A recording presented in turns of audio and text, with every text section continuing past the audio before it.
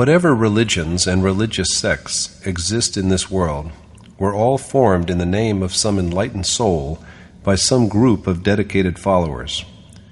The secluded spots that the noble sage had chosen for his meditation in the later years have now become pilgrimage centers, ashrams, monasteries, temples, and churches, where, in the name of those sages, and for earning their living, people engage themselves in various functions and practices ranging from simple livelihood to extreme luxury.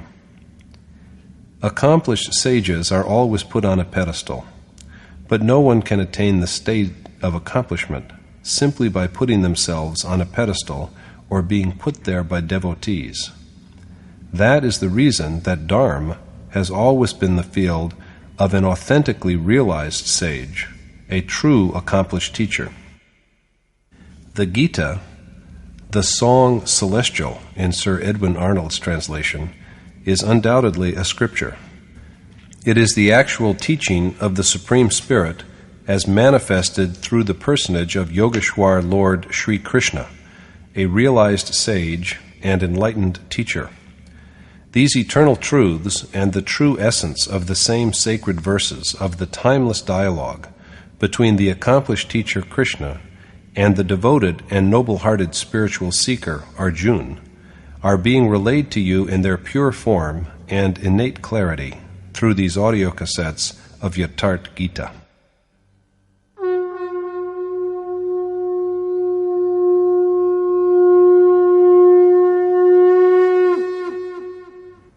Om Shri Paramatmane Namaha. Untitled Gita, Srimad Bhagavad Gita. Chapter 10.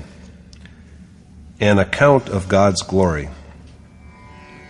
In the last chapter, Krishna revealed the mysterious and definitely propitious knowledge that is the monarch of all knowledge. In chapter 10, he again takes up the subject and asks Arjuna to listen to him carefully. But what is the need of repeating something that has already been elucidated? The seeker is in fact imperfect right up until the moment of attainment. The fabric of nature wears thinner as he is more and more absorbed in his contemplation of God, and fresh visions appear before him one after the other. This is made possible through a sage's, an accomplished teacher's, guidance. He does not and cannot know them by himself. In the absence of such a direction, the worshipper will be deprived of the attainment of God. So long as he is even slightly removed from his ultimate goal, it is evident that a crust of nature still endures, and there is an apprehension of his slipping and stumbling. Arjuna is a disciple who has come under Krishna's shelter. He has begged the Yogeshwar to support him as he is his pupil who depends on him. So for the sake of this earnest and submissive disciple, Krishna speaks again on what he has already discoursed on in chapter 9.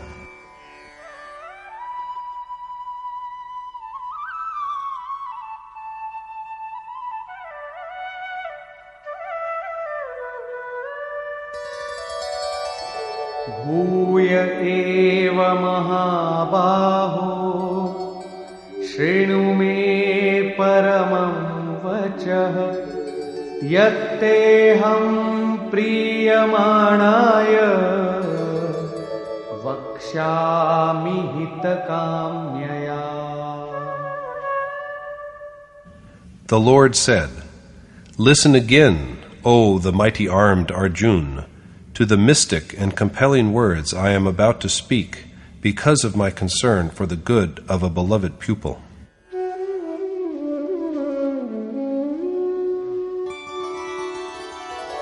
Name viduh suragana prabhavam namaharshayah ahamadirhi devanam maharshinam cha sarvashah.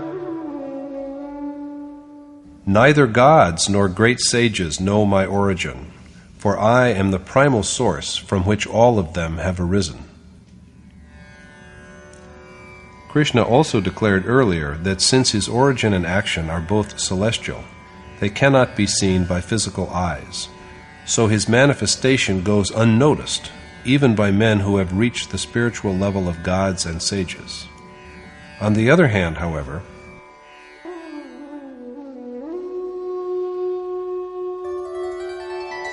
Yo mamajamanadim vetti lokamaheshwaram asammudha samartyeshu sarvapapai pramuchyate. The wise man among mortals, who knows my reality as the birthless, eternal, and supreme God of the entire world, is freed from all sins. The man who knows this is a man of true wisdom. In other words, a clear awareness of the omnipresent, eternal God is the knowledge that liberates one from sin and rebirth. This achievement also is a gift from Krishna.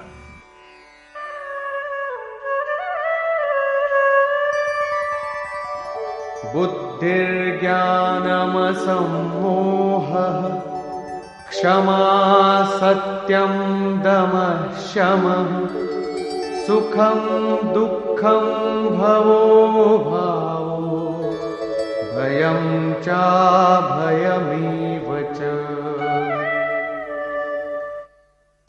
ahimsa samata tushtihi tapodanam yasho yashah bhavanti bhava bhutanam matta eva prithak vidhaha. All the manifold qualities with which beings are endowed, will, knowledge, freedom from delusion, forgiveness, truth, restraint of senses and mind, happiness and unhappiness, creation and destruction, fear and fearlessness, as well as abstinence from the desire to harm, equanimity of mind, contentment, penance, charity, fame and ignominy, are provided by none but me. Firmness of purpose, knowledge, dedication to the goal, suppression of the mind and senses, inner happiness, the pains of the spiritual way, awakening of God within the self, total dissolution at the moment of realization, fear of the disciplining power of God, fearlessness of nature, conduct that does not degrade, equanimity in which there are no conflicts, contentment, penance in keeping with the needs of the goal, self-abnegation, and putting up equally with both honor and humiliation on God's way. All these propensities are of Krishna's making. These are the qualities that characterize the way of divine contemplation. In their absence, there remains only the ill-gotten hoard of devilish instincts.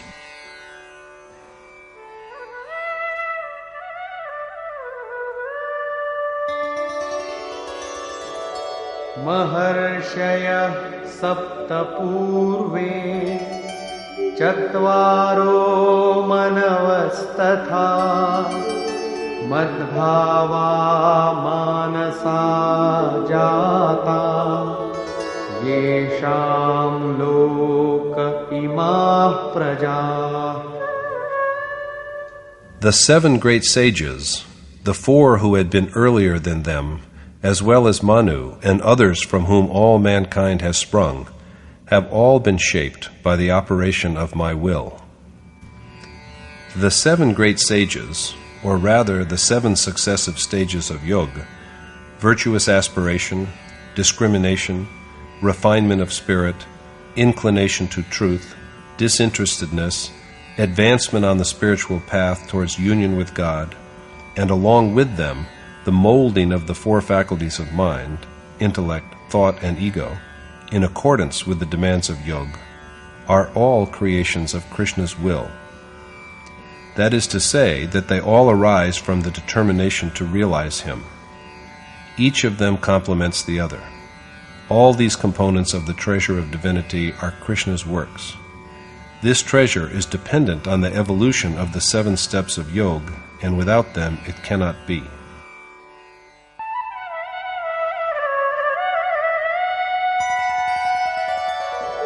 एतां विभूतिं योगं च मम यो वेत्ति तत्त्वतः सोऽविकम्पेन योगेन युज्यते नात्र संशयः. The one who knows the reality of my exalted magnificence and the might of my yoga doubtless partakes of my nature by becoming one with me through meditation. The man who learns of the excellence of yoga and the glories of Krishna by direct perception is united with him and abides in him. There is not even the least doubt about this. The steady, untrembling flame of a lamp where there is no wind is an apt illustration of the subdued mind of a yogi. Avikampan in the verse refers to such an analogy.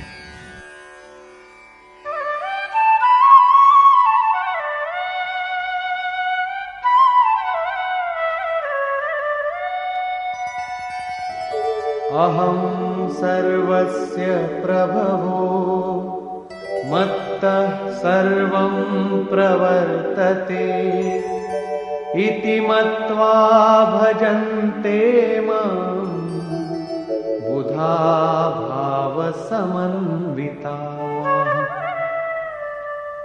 Aware of the reality that I am the source of all creation, as also the motive that stirs it to effort, and possessed of faith and devotion, wise men remember and worship only me.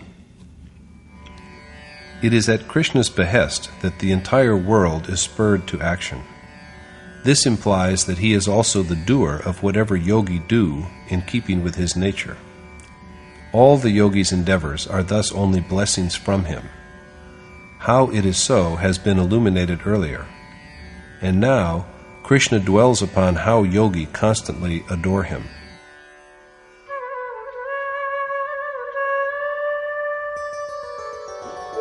Macchitta madgata prana bodhayantah parasparam kathayantascha mam nityam tushyanti charamanti cha. They who anchor their minds on me, sacrifice their breath to me, and are contented with speaking only of my greatness among themselves, always dwell in me. Men who devote their minds to Krishna alone, without thinking of anything other than him, and who dedicate themselves to him heart and soul, are always conscious of his ways. They are happy singing hymns of praise of his glories, and always abide in him.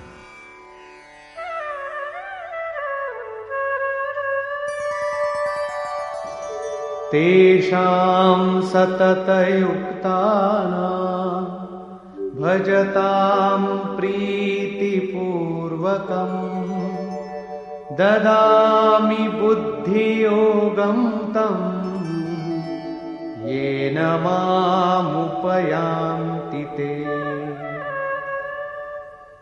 I bestow upon the devotees, who always remember me and adore me with love, that discipline of yoga, by learning which they attain to none but me.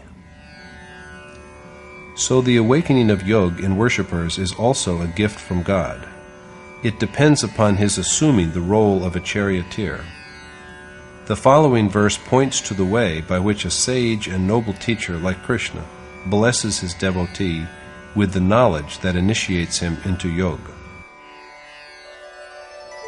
Teshamevanukampartham aham ajnanajam tamah nashayamyatma bhavastho jnanadipena bhasvata.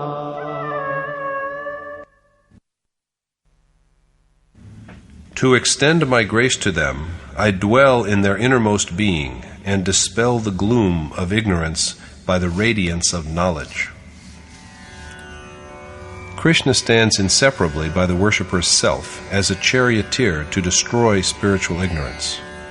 Worship does not really commence until, through a sage who has known God, the Supreme Spirit Himself has come awake in the worshipper's soul and taken upon Himself the task of guidance from one instant to another, as also of restraining and disciplining him, and escorting him safely across the incongruities of nature. At this stage, God begins to command from all sides, but at the beginning, it is through an accomplished sage that He speaks. If a seeker is not fortunate enough to have such a sage as a teacher, God's voice is only faintly audible to him. The charioteer, whether he is the worshipped deity or a teacher-preceptor, or God Himself, is the same. When the charioteer has awakened in the worshipper's self, his dictates are received in 4 ways. At first, there is the experience that is related to gross breath, of the infusion into it of a thought that was earlier not in it. When a worshipper sits in meditation, he is confronted with a number of questions. When is his mind going to be truly absorbed? To what extent is it already absorbed? When does his mind desire to escape from nature, and when has it strayed from the path? The answers to these questions are signaled every moment by the adored God through physical reflexes. Twitching of limbs is an experience related to breath, and it appears simultaneously at more than one point, even within a moment. If the mind has deviated, these signals are transmitted minute after minute. But these signals are received only if the devotee holds on to the form of the worshipped godlike teacher with undeviating firmness. Reflex actions, such as twitching of limbs, are a much too frequent experience of ordinary beings because of the clash between their contradictory impulses. But these have nothing to do whatsoever with the signs that are transmitted to worshippers who are wholly dedicated to the sublime object of their worship. The other experience is connected with the awakening of breath in dreams. Ordinary men dream according to their desires, but when a worshipper cleaves to God, even dreams are transformed into divine instructions. Rather than dreaming, yogi perceive the act of becoming. These 2 experiences are both preliminary. Association with a sage who has known reality, having faith in him, and rendering him even a token service, suffice to bring about these experiences. But the 2 subsequent experiences of a worshipper are more subtle and dynamic, and they can be had only through active practice, only by really walking along the path. The 3rd experience is that of awakening into profound sleep. All of us in the world, after all, as it were, lie immersed in slumber. We are but lying in a state of insensibility in the dark night of ignorance, and whatever we do, day and night, is but a dream. Profound sleep here refers to the condition that follows after the stage when the memory of God flows through the worshipper so very like a perennial stream that his vision of God is permanently fixed in the mind. This is that serene and blessed mood in which the worshipper is led gently on by his affections, and in which, while the physical breath is suspended and he is laid asleep in body, he becomes what is called a living soul. This is the state of harmony and of deep joy in which the worshipper is blessed with an insight into the very life of things. In such a condition, the worshipped God transmits yet another signal, which manifests itself in the form of an image that is in consonance with the yogi's prevailing mood and provides the correct direction, thus acquainting him with the past and the present. My revered teacher would quite often tell us that even like the surgeon who first renders a patient unconscious and then cures him by the application of a suitable remedy, God, when the flame of worship is strong and steady, imbues the devotee with awareness of the state of his faith and worship to cure his spiritual sickness. The 4th and final experience is of the spiritual awakening that leads to evenness of breath. This is the state in which the worshipper is on par with that God whose thought he has fixed his mind on as on a tangible object. This realization arises from within the self, and once this awakening has taken place, at every moment, while sitting idly or up and active, the worshipper previsions occurrences that shall be, and thus gains omniscience. This is the state also in which there arises a sense of oneness with the embodied self. This final experience is generated when the darkness of ignorance is dissipated by the light of knowledge through the agency of a timeless and unmanifest sage who has awakened in his soul. Arjuna then speaks to Krishna.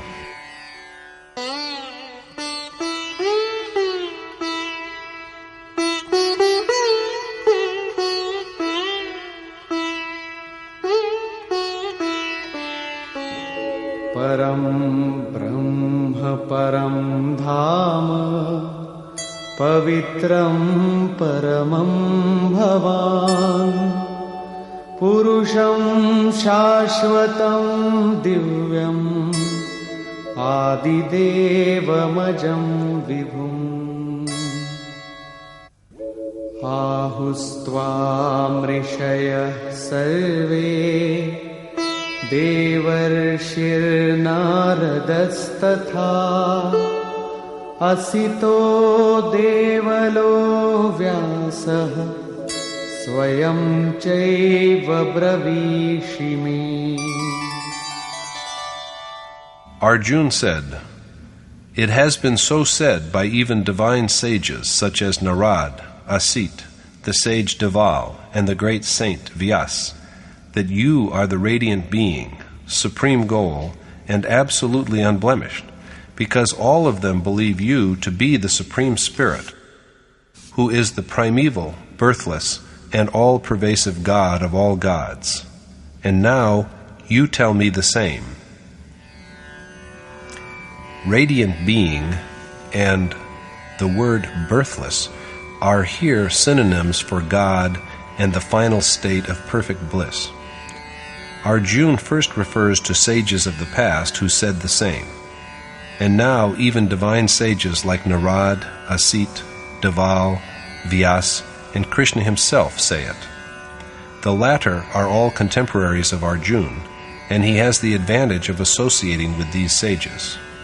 And they all, as well as Krishna, affirm what was declared by the sages of yore. So, Sarvametadritam manye yanmam vadasi Keshava nahi te bhagavan vyaktim vidur devana danava. I believe, O Keshav, all that you have told me to be true, and, O Lord Krishna, that it is known to neither demons nor gods. And Swayamevatmanatmanam Vedtattvam Purushottama Bhuta Bhavana Bhutesha Deva Deva Jagatpate. O Supreme Lord, O Creator and God of all beings, O God of gods and Master of the worlds, I believe that this is known to you alone. This truth, which is known to Krishna, the Creator of all beings and their God, is also made known to those souls who are awakened and lit up by their consciousness of Him.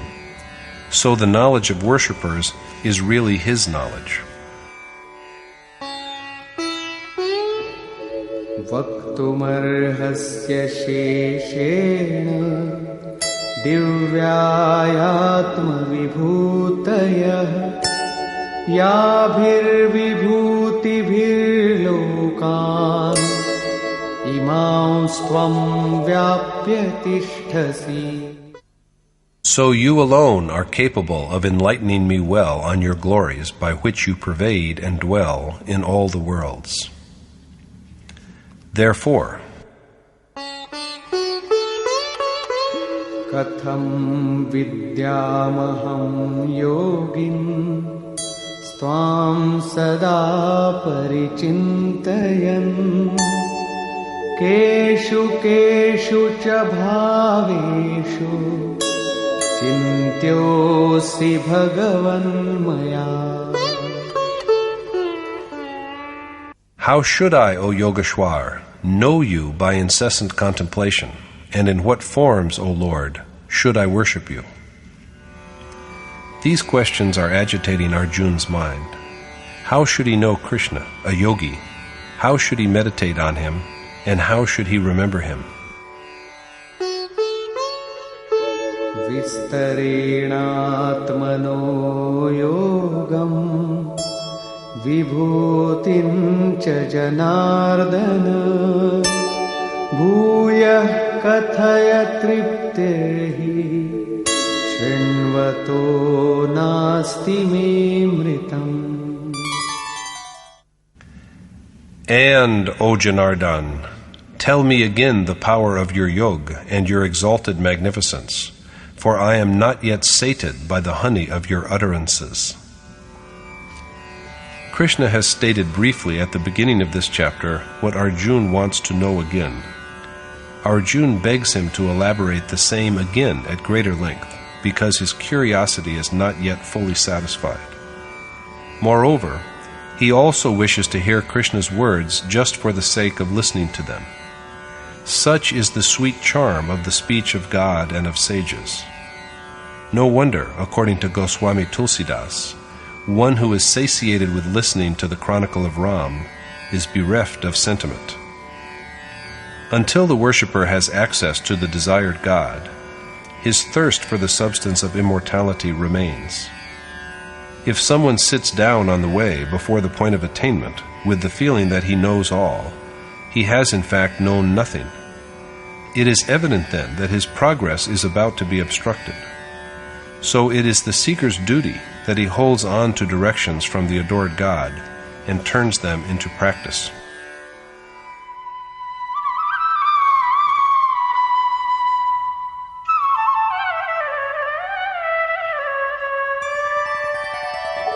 Hantate kathayishyami divyāhyātma vibhūtayah pradhānyatah kuru shreshtha nastyanto vistarasya me. The Lord then said, I shall now tell you of the power of my glories, for there is no end to my diverse manifestations. After this, he sets out to enumerate some outstanding instances of his numberless divine attributes. Ahamatma gudakesha sarvabhutashaya sthitah ahamadishcha madhyancha bhutanamanta evacha. I am, O Gudakesh, the self that dwells within all beings, as also their primeval beginning, middle, and end. Adityanamaham Vishnu Jyotisham Raviramshuman Marichir Marutam Asmi Nakshatranamaham Shashi. I am Vishnu among the 12 sons of Aditi, the sun among lights, the god Marishi among winds, and the sovereign moon among planets. Aditya and the other celestial beings referred to in the verse were taken as symbols of certain inner attitudes in the time of Krishna. They are all dwellers in the sphere of the heart.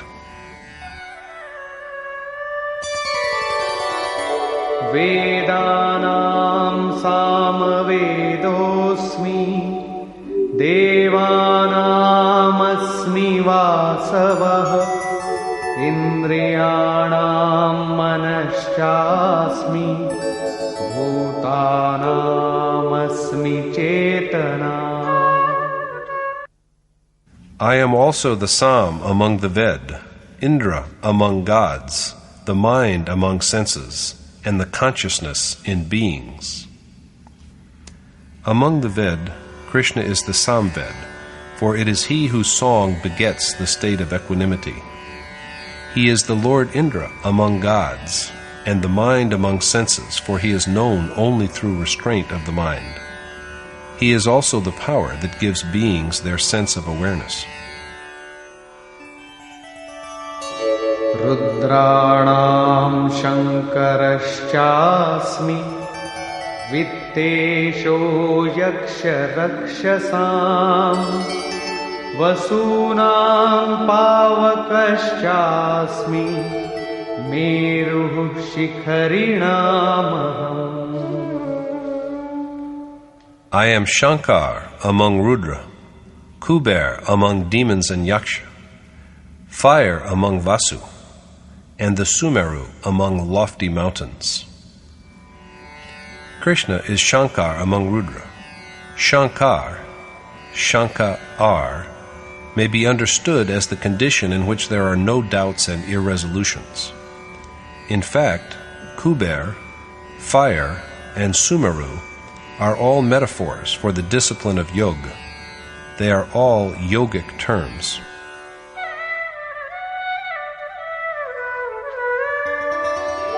Purodhasancha mukhyam ma Vidhi partha brihaspatim Senaninamaham skandah Sarasamasmi sagarah. Be it known to you, O Parth Arjun, that I am among priests the chief priest, Brihaspati, Skand among martial chiefs, and the ocean among seas. Among priests who keep watch over the intellect that is like a gateway to the human body, Krishna is Brihaspati, the divine teacher of gods themselves, and so it is he who generates the treasure of divinity. Among martial commanders, he is Kartikeya, renunciation of action by which the destruction of animate and inanimate worlds, total dissolution, and the final attainment of God are effected. Maharshinam Bhriguraham Giramasmekam aksharam Yajnanam Japayagyosmi Sthavaranam Himalayah. I am Bhrigu among the great saints, Maharshi, Om among words, the Yagya of intoned prayers, Jap Yagya among Yagya, and the Himalaya among stationary objects. Krishna is Bhrigu among great sages. He is also Om, symbol of the Supreme Spirit among words. He is the Jap Yagya among Yagya. Yagya is the image of that special form of worship that enables a worshipper to be united with God.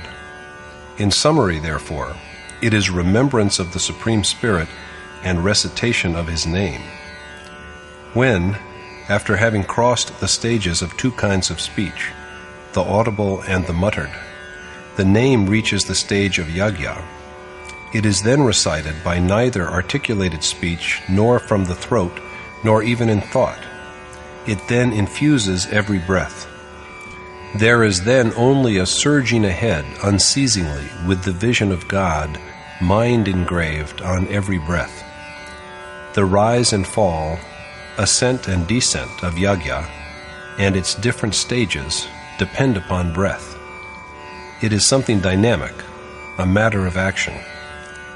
Among stationary objects, Krishna is the Himalaya, cool, even and immovable, like the one God himself. At the time of doom, it is said, Manu was joined with a peak of that mountain. The immutable, even and tranquil God is never destroyed.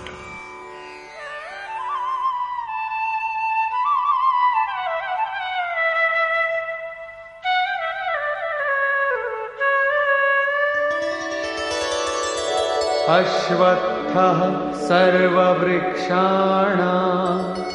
देवर्षीणां च नारदः गन्धर्वाणां चित्ररथः सिद्धानां कपिलो मुनिः.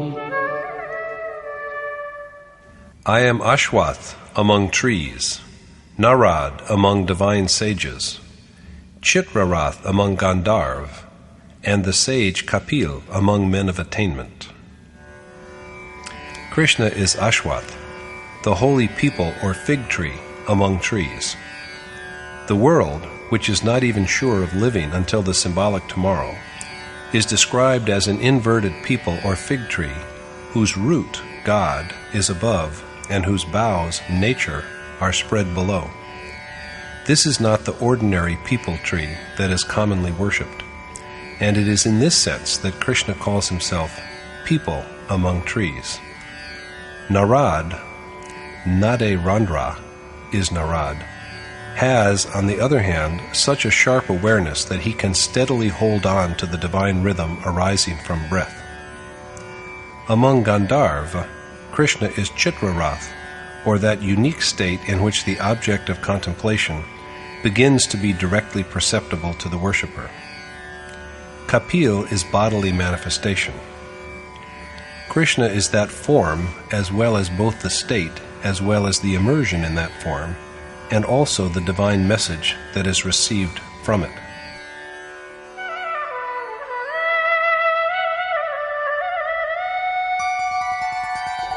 उच्चैः श्रवसमश्वानां विद्धि माममृतोद्भवम्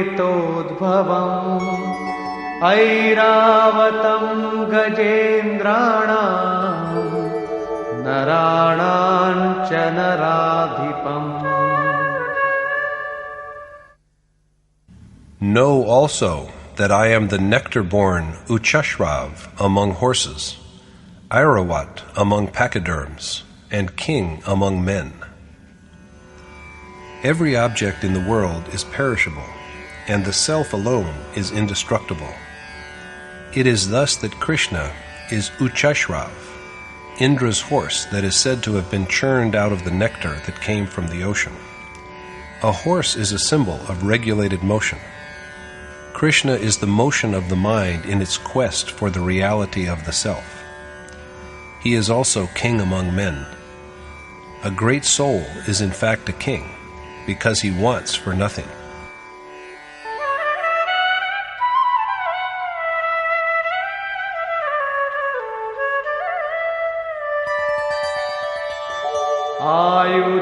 आयुधानामहं वज्रं धेनूनामस्मि कामधुक् प्रजनश्चास्मि कन्दर्पः सर्पाणामस्मि वासुकिः. I am Vajra among weapons, Kamdanu among cows, Kamdev for procreation, and Vasuki, the king of snakes. Krishna is the most formidable among weapons. Among cows he is Kamdenhu. Kamdenhu is not a cow which serves appetizing delicacies in place of milk. Among sages it was Vashist who had Kamdenu. Symbolically, the word cow stands for the senses. Restraint of the senses is an attribute of the seeker who has learnt to grasp the object of his worship. When he succeeds in molding his senses in tune with God, his senses themselves become a, quote, kamdenhu for him. With this, he attains to the stage when the attainment of God is by no means beyond reach. A seeker at this level finds nothing beyond his grasp. Krishna is also kamdev for reproduction. However, the birth he effects is not the physical birth of a male or female child. Such procreation, by both animate and inanimate beings, goes on day and night. Even rats and ants reproduce themselves. But the generation of new life by Krishna is the generation of new situations, change from one circumstance to another, by which the inner propensities themselves are changed. Among snakes, Krishna is Vasuki, the celebrated king of snakes who is said to be a son of Kashyap.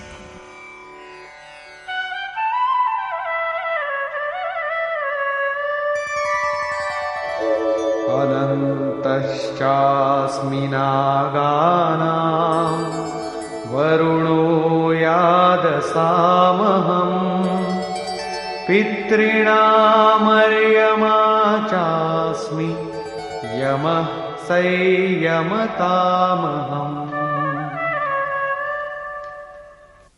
I am Sheshnag among the Nag, snakes, the god Varun among beings of water, are Yama among ancestors, and Yamraj among rulers. Krishna is the infinite, or Sheshnag. Sheshnag is in fact not a snake. There is a description of its form in the composition called Srimad Bhagwat, which is contemporaneous with the Gita. According to it, Sheshnag is an embodiment of God's Vaishnavi or Vishnu power, which is stationed at a distance of 30,000 yojan from the earth, and on whose head the earth rests lightly like a grain of mustard. This is, in truth, a picture of the force of gravity between objects, which keeps the stars and planets in their respective orbits. This force winds itself around all of them and holds them like a snake. This is the infinite that holds the earth also. Krishna says that he is that divine principle. He is also Varun, the king of amphibious beings, and are Yama among ancestors. Non-violence, truth, detachment, continence, and freedom from doubt are the 5 yam, or moral restraints and observances. The word ara represents the cutting off of the aberrations that appear in the way of their practice. Elimination of these evils brings to fulfillment the merits of actions done in a previous life, which then provides liberation from worldly bondage. Among rulers, Krishna is Yamraj, guardian of the restraints called Yam.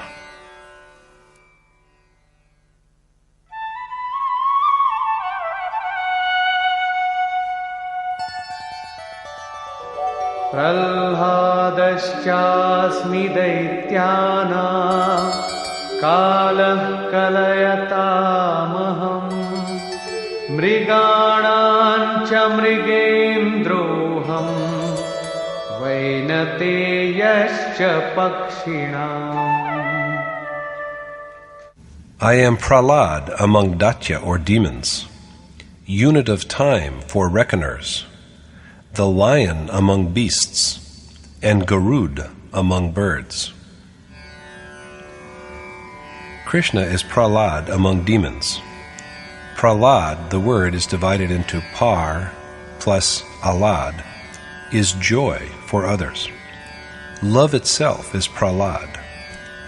Attraction to God and the impatience to be one with Him while one is yet dwelling with demoniacal instincts is a process that ultimately leads to perception. Krishna is the joyous love of this union. He is also time among those who are given to counting its units. This reckoning is really not of numbers and of divisions of time. Krishna is rather the progressive lengthening of time that is devoted to the contemplation of God. He is the time of incessant remembrance of God, not only in the hours of wakefulness, but also in sleep. Among animals, he is Mrigendra, the lion, or king of beasts, a symbol of the yogi who also roams about and rules in the forest of yoga. Krishna is also Garud among feathered creatures. Garud is knowledge. When the awareness of God begins to grow, the worshipper's mind itself turns into a vehicle of the adored God. On the other hand, the same mind is like a serpent, sarp, an epithet of Garud, when it is infested with worldly desires, stinging and hurling souls into the inferno of mortal births. Garud is Vishnu's vehicle. When it is blessed with knowledge, the mind also turns into a vehicle on which is born the unmanifest spirit that permeates every atom of the universe. So Krishna is the mind that holds and carries the worshipped God within itself.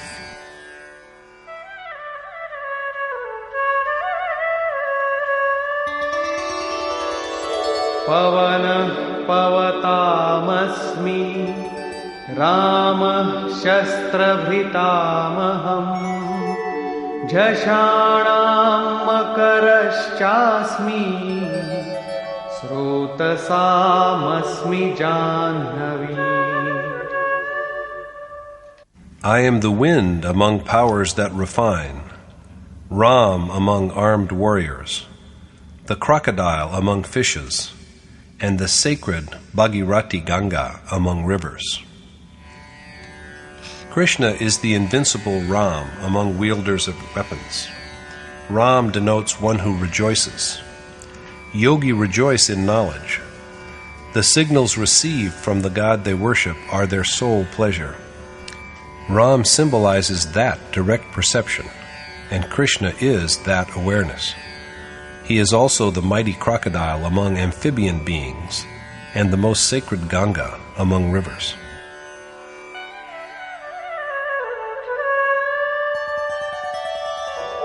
Sarganamadirantashcha madhyam chaivahamarjuna adhyatma vidya vidyanam vada pravadatamaham. I am, O Arjuna, the beginning and end, and also the middle of created beings, the mystic knowledge of self among sciences, and the final arbiter among disputants. Among branches of learning, Krishna is knowledge of the Supreme Spirit, as well as of the relation between the Supreme and the individual soul. He is the knowledge that leads to the sovereignty of the self. Dominated by Maya, the vast majority are driven by passion, malice, time, action, disposition, and the three properties of nature. Krishna is the knowledge that takes one from this slavery of the material world into the state in which the self is in supreme command. This is the knowledge that is called Adyatam. He is also the final verdict that resolves all disputes on the Supreme Spirit. What comes beyond this is, it is needless to say, beyond arbitration.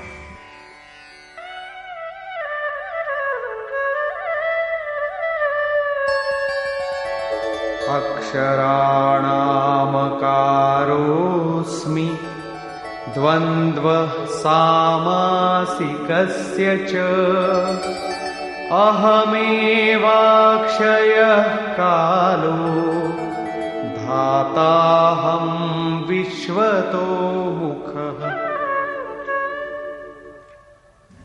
I am the vowel akar among the letters of the alphabet, dvandva among compounds, the eternal Mahakal amidst mutable time, and also the God who holds and sustains all.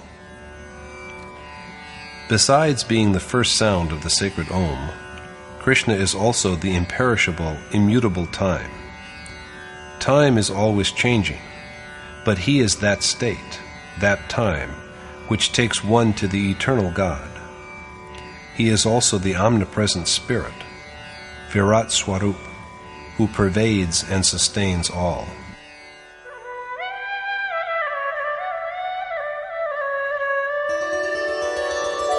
Mrityuh sarvaharashchaham udbhavascha bhavishyatam kirti shrirvakcha narinam smritir medhadhriti kshama.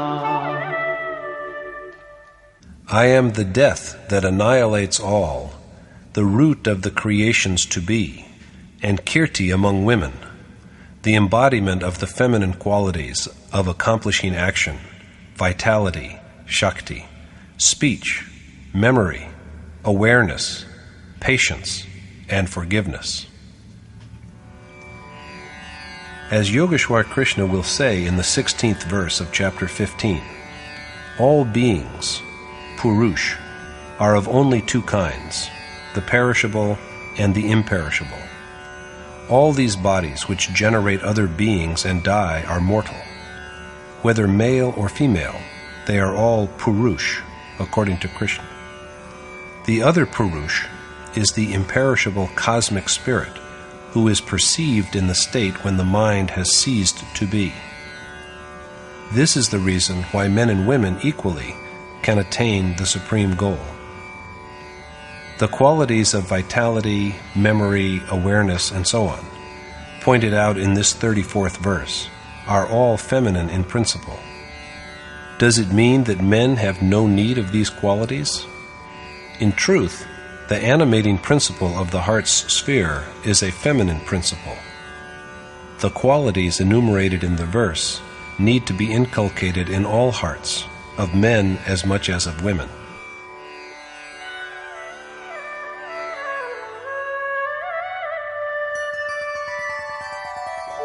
Brihat Sama Tatha Samna Gayatri Chandasamaham Masanam Margashirshoham Ritunam Kusumakarah.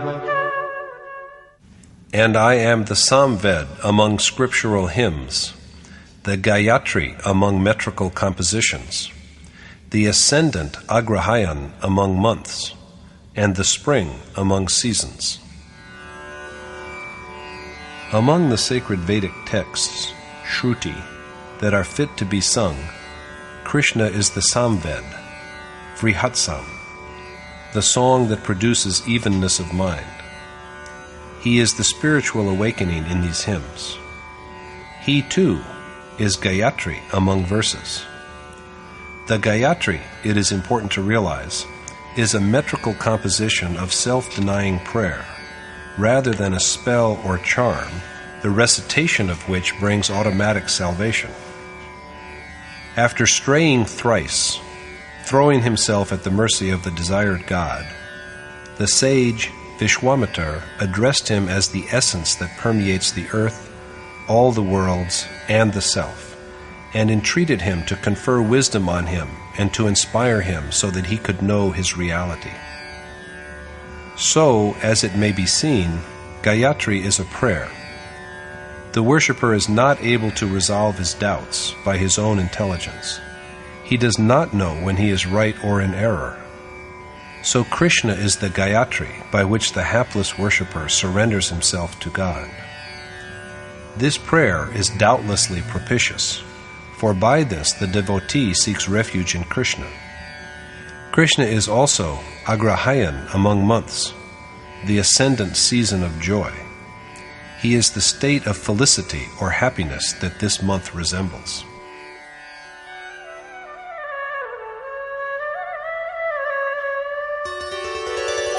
Yutam chalayatam-asmi tejas-tejasvinamaham jayosmi vyavasayosmi sattvam sattvavatamaham. I am the deceit of cheating gamblers, the glory of renowned men, the victory of conquerors, the determination of the resolved, and the virtue of the pious. The idea of gambling in the verse refers to the fundamental character of nature. Nature itself is a gambler and a cheat.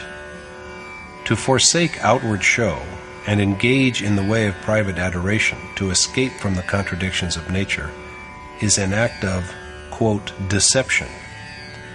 But to call it by the word deception is hardly appropriate, for such secretiveness is essential to the worshipper's security. It is required that the worshipper, although in possession of a heart that is lit up with knowledge, appear outwardly ignorant like a benumbed bharat, like one who is insane, blind, deaf, and dumb. Although he sees, he should show as if he knows nothing. Although he hears, it should appear that he has heard nothing. The canon of worship is that it should be private and secret. Only then can he win in the gamble of nature. Krishna is the victory of winners and the resolution of men of enterprise. This was also said in the 41st verse of chapter 2. The determination required for yoga, its wisdom, and also the magnificence and enlightenment of virtuous men.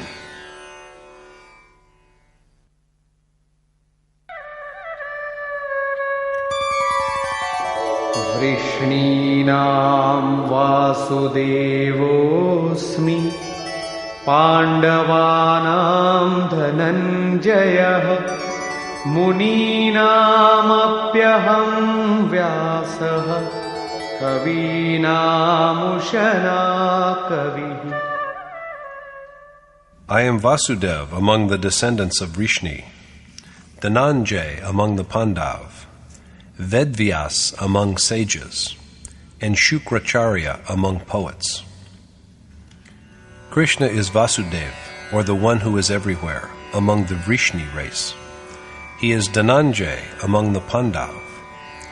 Pandu, father of the Pandav, is a symbol of piety. He is the one in whom virtue is awakened. Realization of the self is the only real and lasting wealth. Krishna is Dhananjay, the one who earns and stores the treasure of self-knowledge. He is Vyas among sages. He is the sage who has the ability to express the idea of perfection. Among poets, he is Ushna, Shukra, who has in the Ved the epithet Kavya attributed to him, and who also has the wisdom to lead the soul to God.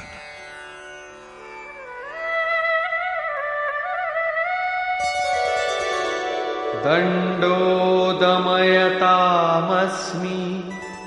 Nitirasmi jigishatam Maunam chaivasmi guhyanam Jnanam jnanavatamaham.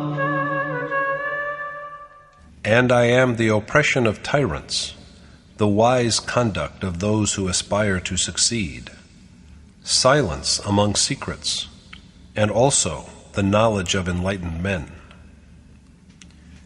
Krishna is all these.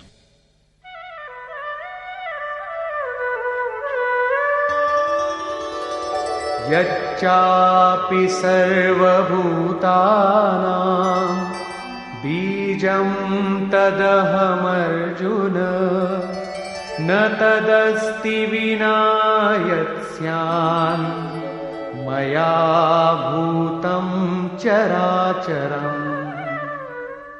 And, O Arjun, I am also the seed from which all beings have sprung up, because there is nothing animate or inanimate which is without my Maya.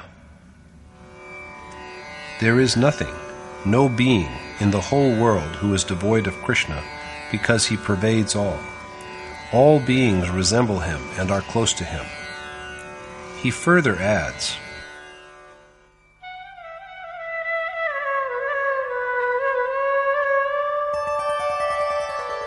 Nantosti mama divyana Vibhutinam parantapa Esha deshatah prokto Vibhuter vistaro maya.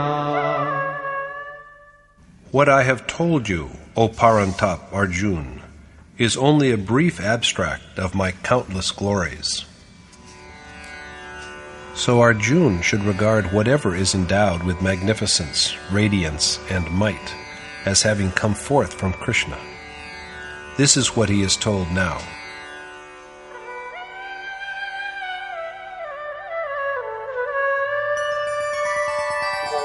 यद्यद्विभूतिमत्सत्त्वम् श्रीमदूर्जितमेव वा तत्तदेवावगच्छत्वम् मम तेजोंशसम्भवम्.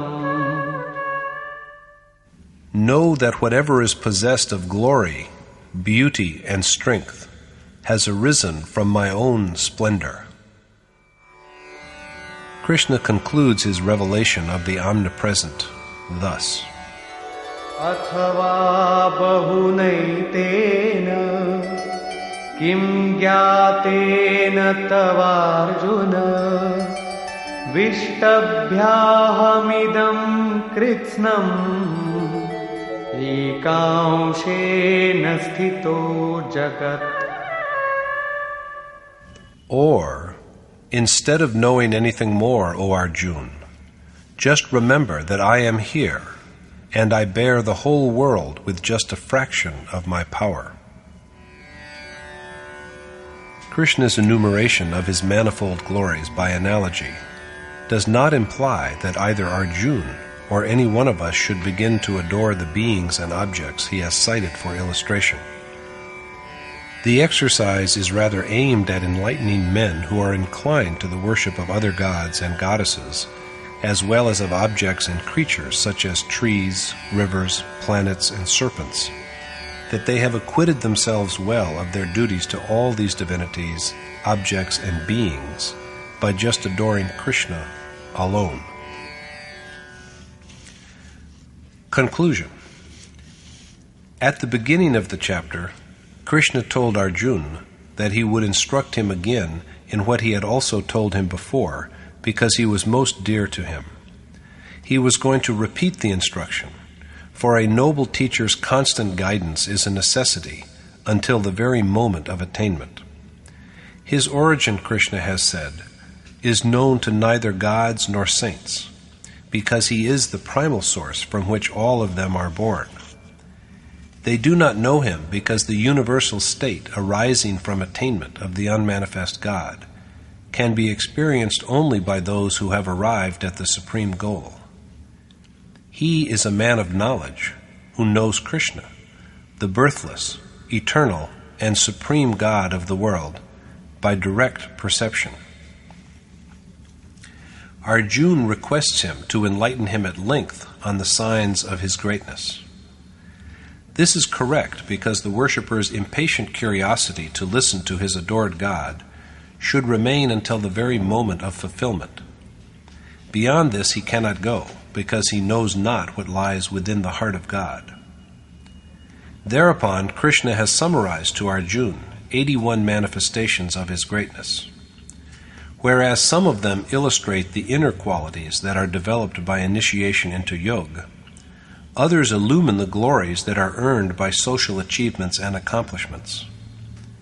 At the end, after all this, Krishna tells Arjuna that instead of knowing about him in detail, he should just remember that whatever in the three worlds is endowed with magnificence and beauty has arisen from his own radiant power. In this chapter, Krishna has thus acquainted Arjuna with his manifold glories at an intellectual level, so that his faith withdraws itself from all distractions and is firmly centered on his destination. But even after listening to everything and comprehending them with much splitting of hairs, the essence of Krishna yet remains to be known, for the path leading to him is dynamic and can be trodden only by really embarking on action.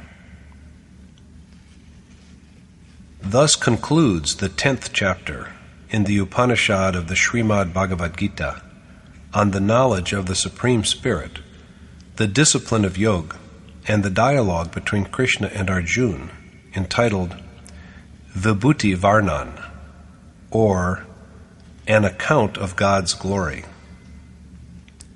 Thus concludes Swami Adgadanandji's exposition of the 10th chapter of the Srimad Bhagavad Gita in Yatharth Gita.